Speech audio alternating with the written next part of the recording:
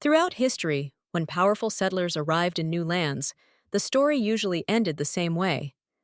The native people lost their land, their culture, sometimes even their lives. From the Americas to Australia, from Canada to Latin America, the pattern repeated itself again and again. But in one remote corner of the world, history took a different path. On two islands in the South Pacific, settlers and indigenous people attempted something rare in human history. They tried to build a nation together. This is the story of New Zealand and the treaty that changed everything. Before Europeans ever sailed into the Pacific, these islands were home to a proud and sophisticated civilization, the Māori.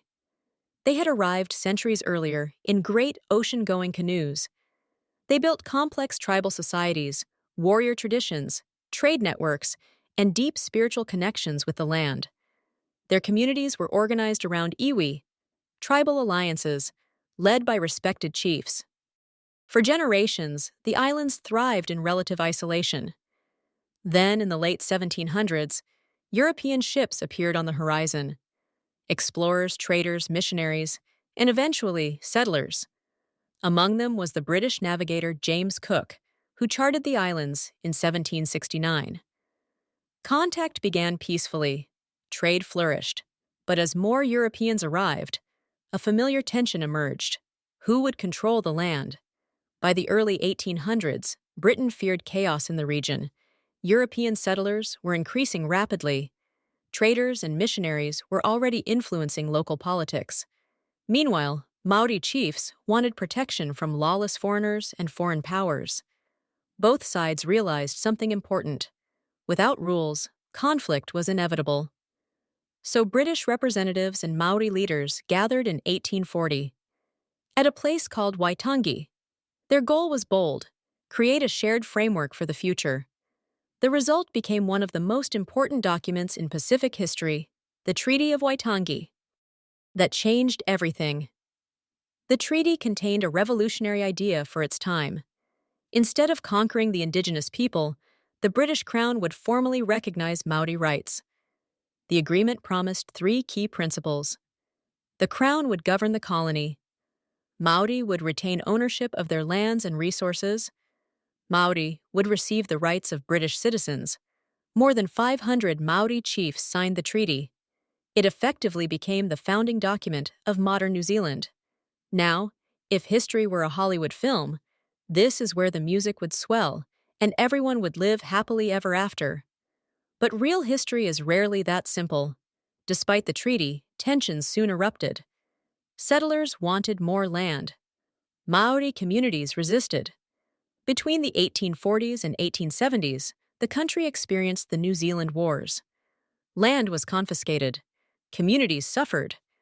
For a time, it seemed New Zealand might follow the same tragic path seen in other settler colonies. Yet something unusual remained.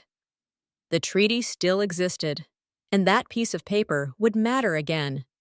Decades later, in the 20th century, New Zealand began confronting its past. In 1975, the government created a remarkable institution, the Waitangi Tribunal. Its mission? Investigate historical injustices committed against Māori. For the first time, indigenous communities could bring claims against the government itself, and the government would listen. Land was returned. Financial settlements were negotiated.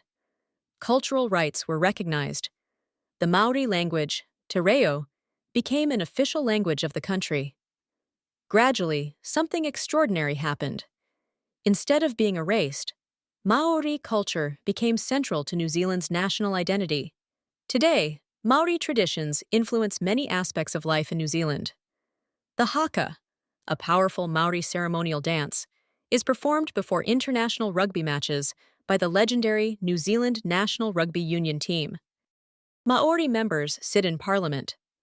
Traditional meeting houses, known as marae, remain cultural centers, and many New Zealanders proudly embrace a shared heritage. The journey has not been perfect, but compared to many countries, New Zealand has built one of the most advanced systems of Indigenous recognition in the world. For leaders, entrepreneurs, and policymakers, This story carries powerful lessons. Lesson 1. Foundational agreements shape centuries. The Treaty of Waitangi created a framework that later generations could use to rebuild trust. Lesson 2.